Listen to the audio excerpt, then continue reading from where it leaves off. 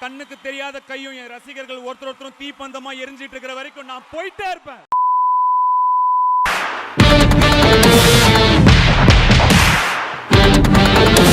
Welcome to stories. இந்த என்ன பார்க்க போகிறோம்னா, தேரே இஸ்க் மேன் இன்றைக்கி தான் ரிலீஸ் ஆகிருக்கு. நம்ம தனுஷனா படம் வந்ததே நிறைய பேருக்கு தெரில. படமே ஒழுங்காக ப்ரொமோஷன் பண்ண நம்ம ஊரில் ஹிந்தி சைடில் தான் ப்ரொமோஷன் ஹெவியாக இருந்துச்சு. தமிழில் வந்து இப்படி ஒரு படம் வருதான்னு தெரில.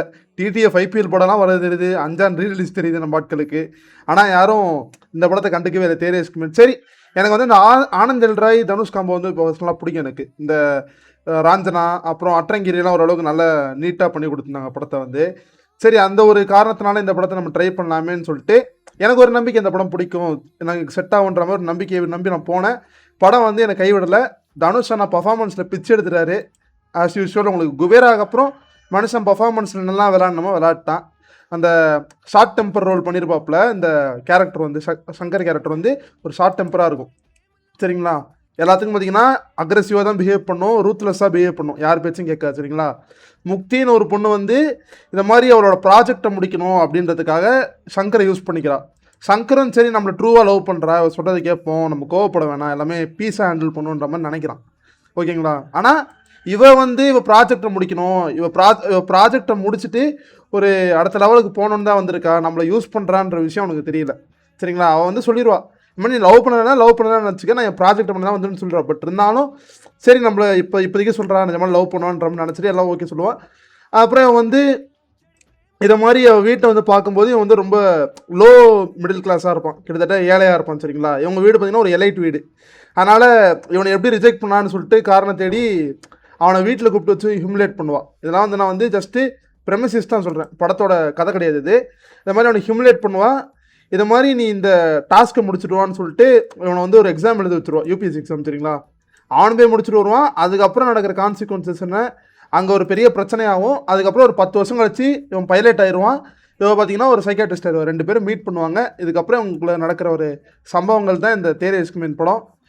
பர்ஃபார்மன்ஸ் தனுஷை நான் சொல்லிட்டேன். கிருத்தி சனோன் அப்புறம் பிரகாஷ் ராஜ் வந்து அப்பாவை நினச்சிருக்காரு. அவங்க 2 பேரோட கேரக்டரும் நல்லா இருந்தது.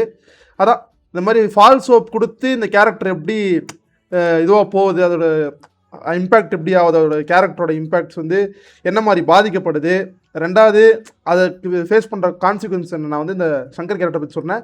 இது ஃபேஸ் பண்ணுற கான்சிக்வன்சஸ் என்னன்றதை பார்த்தீங்கன்னா அவ்வளோ அழகாக காமிச்சிருந்தார் நம்ம ஆனந்த் எல் ராய் வந்து. இந்த படம் இருக்குல்ல அட்ரங்கிரியில் கூட கொஞ்சம் உங்களுக்கு இது ஃபீல் ஆகும். இதில் பார்த்தீங்கன்னா இம்பேக்ட் வந்து பயங்கரவே இருக்குது. இந்த படத்தில் பயங்கர இம்பேக்ட்ஃபுல் ரைட்டிங்காக இருந்துச்சு. கிளைமேக்ஸ்லாம் கிட்டத்தட்ட ரொம்ப எமோஷ்னலாக முடிச்சிருந்தாங்க. அதான் உங்களுக்கு ஒரு மாதிரி எமோஷ்னல் எண்டிங்லாம் செட் ஆகணும், தாராளமாக பாருங்கள். ஏஆர் ரஹ்மான் சொல்லவே தேவையில்ல, சாங்ஸ் வந்து ஆனந்த் எல் ராய் தனுஷ் காம்போனாலே சூப்பராக போட்டுருவார். இதுலேயும் பயங்கரமாக போட்டார், சொல்ல பக்காவாக போட்டு முடிச்சிட்டார் நம்ம ரஹ்மான் சார் வந்து. வேறு என்ன சொல்கிறது, உங்களுக்கு இந்த படத்தில் சிஜிஐலாம் பண்ணியிருக்காங்க. இந்த ஃப்ளைட் ஓட்டுற சீனு, ஃப்ளைட் வெடிக்கிற சீன்லாம் பார்த்தீங்கன்னா மேக்கிங்கில் சிஜிஐயில் வந்து அழகாக காமிச்சிருக்காங்க. அதுவும் அந்த பாராட்டும் அந்த படத்தில். ஸ்க்ரீன் பிளேவும் நல்லா டைட்டாக இருந்தது, எங்கேயும் போர் அடிக்கல. படத்தில் பிரச்சனையே டியூரேஷனும் பேசிங் கொஞ்சம் ஸ்லோவாக இருக்குது, அதுதான் பெரிய பிரச்சனை. கொஞ்சம் ஃபாஸ்ட் பேஸ்டாக படமும் அவ்வளோ ஒரு மாதிரி ஸ்லோவாக போகுது. படம் டியூரேஷன் அங்கே ஃபீல் ஆகுது உங்களுக்கு, என்னடா கொஞ்சம் ஸ்லோவாக இருக்கிற மாதிரியே, இது கொஞ்சம் ஃபாஸ்ட் பண்ணியிருக்கலாம், எதுக்கு இது மாதிரி இருக்குன்ற மாதிரி உங்களுக்கு ஃபீல் ஆகும் படம் பார்க்கும்போது. அதான் அப்சல்யூட்டாக நான் சொல்லணும்னா இந்த படம் பார்த்தீங்கன்னா நிஜமாக நல்ல படம். தாராளமாக நீங்கள் தேட்டரில் பார்க்கணும், பார்க்கலாம். ஓடிடியில் வரும்போது கூட பாருங்கள். இன்னும் இந்த படம் வந்தது கொஞ்சம் எல்லாருக்கும் தெரிஞ்சிருக்கிற மாதிரி பண்ணியிருக்கலாம். யாருக்கும் தெரியாமல் ஒரு 20 பேரோட பார்த்தேன். யாருமே நல்ல ரியாக்ஷனே கொடுக்கல. தேட்டரில் வந்து ஒரு மாதிரி அமைதியாக படம் பார்த்தாங்க.